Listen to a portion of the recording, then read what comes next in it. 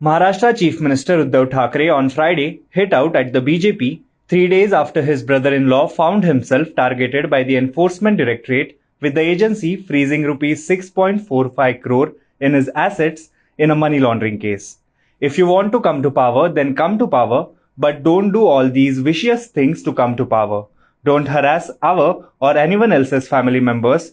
We never bothered your family members, he said in the assembly.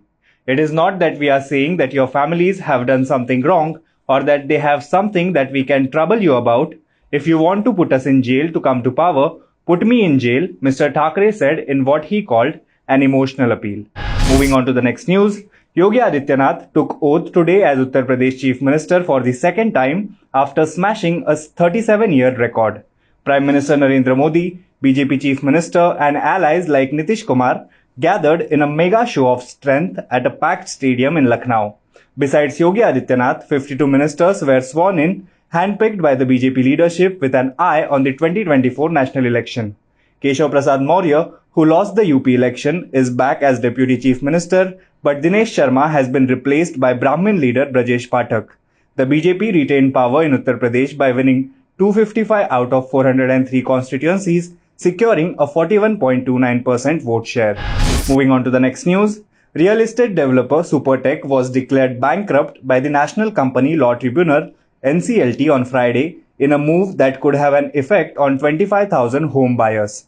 The Company Law Tribunal took the decision in response to a petition filed by the Union Bank of India for non-payment of dues.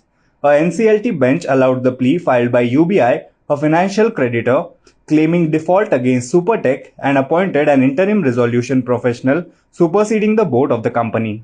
In response, the developer stated that it will file an appeal with the National Company Law Appellate Tribunal (NCLAT) against the NCLT move.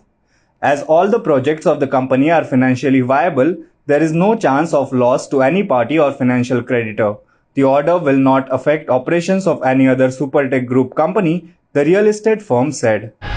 Moving on to the next news, Foreign Minister S. Jaishankar, after a 3-hour meeting with his visiting Chinese counterpart Wang Yi today, described ties with China as work in progress at a slower pace than desirable.